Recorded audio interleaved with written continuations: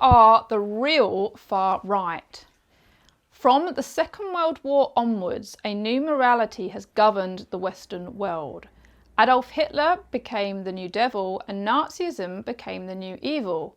So it follows the quickest way to show you are a good moral person is to denounce Hitler and the Nazis and prove that you are nothing like them. Equally, the worst accusation you can level at someone as a justification to shut them down, dismiss them or claim they are dangerous is to call them a Nazi. Which is why people do it so often. It's almost become a nervous tic or reflex.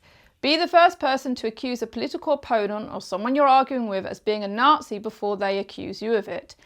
I want to eat him, he is a big fat la, la, la. As summed up by Godwin's law, that is, as any online discussion grows longer, the probability of a comparison involving Hitler or the Nazis increases.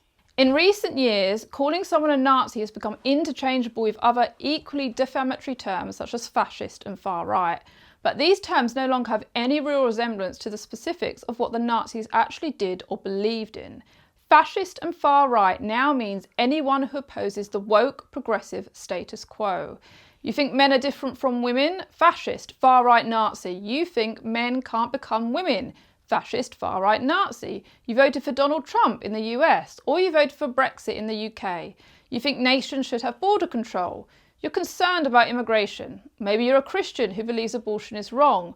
Maybe you're a classical liberal who thinks your country is far less racist than it used to be. Or let's say you want to stop gay children being given puberty blockers or having their bodies mutilated. You're all fascist, far right Nazis. But there is one belief system that seems to have escaped the accusation of being fascist and far right: Islam. In fact, criticising Islam, criticising followers of Islam, or wanting to reduce immigration from Islamic countries is one of the quickest ways to get yourself labelled as fascist and far right. Which is why here in the UK, our government's public enemy number one, the ultimate fascist far right thug and the supposed leader of the far right thugs, is Tommy Robinson. Why? Because Tommy Robinson opposes Islam. He drew attention to the Pakistani Muslim rape gangs in the UK who are targeting white secular girls. He criticises Islamic teachings, Islamic culture and Sharia law. Apparently, according to our ruling elites, this is as far right and fascist as it gets. Hold up, let's remind ourselves of what actually characterises the far right and fascism. The etymology of the term fascist refers to a political force having strength through unity. This requires a rejection of the needs and rights of individuals in order to enhance and sustain the power of the group. Under fascism, power is obtained through political violence, which is encouraged, along with the forcible suppression of opposition through intimidation, fear and coercion.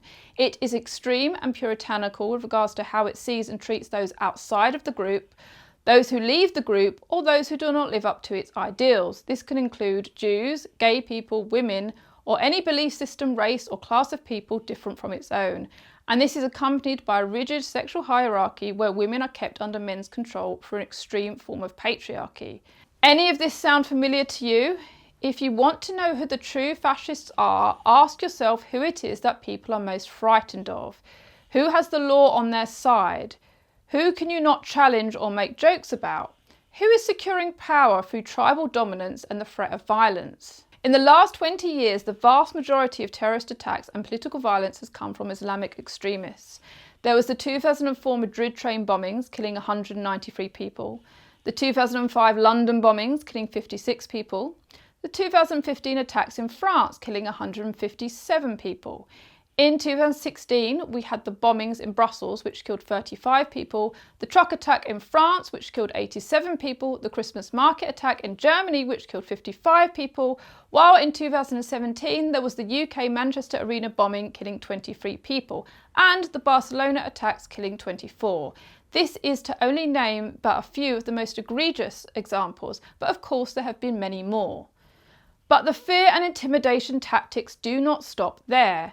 If we look to the UK, for example, according to recent polling, 52% of British Muslims believe it should be illegal to show an image of Muhammad.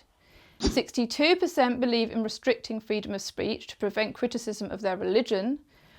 44% believe schools should be able to insist on wearing the hijab or niqab.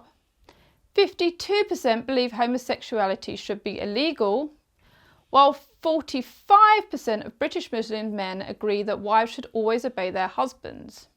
And 1/3 of UK Muslims aged between 18 and 24 believe that apostates should be put to death. In the UK, we still have a teacher who has been forced to leave his job and live in hiding because he showed a cartoon image of Muhammad.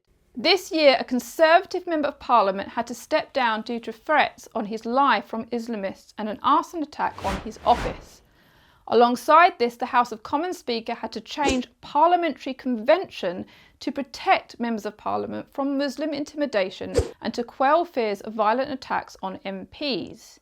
Meanwhile, the current UK government are considering bringing in a definition of Islamophobia into law, which define criticisms of Islam and Muslims as racism. Thank you, Mr. Speaker. November marks Islamophobia Awareness Month. Last year, the United Nations Human Rights Council adopted a resolution condemning the desecration of religious texts, including the Quran, despite opposition from the previous government. Acts of such mindless desecration only serve to fuel division and hatred within our society. Will the Prime Minister commit to introducing measures to prohibit the desecration of all religious texts and the prophets of the Abrahamic religions? Can I agree with him that desecration is awful and I think should be condemned across the House? We are, as I said before, Mr. Speaker, committed to tackling all forms of hatred and division, including, of course, Islamophobia in all of its forms. Thank you. This new definition of Islamophobia could include merely suggesting that Muslims are more likely to commit acts of terrorism, or that Muslims pose a threat to European society, or simply complaining about immigration from Muslim-majority countries.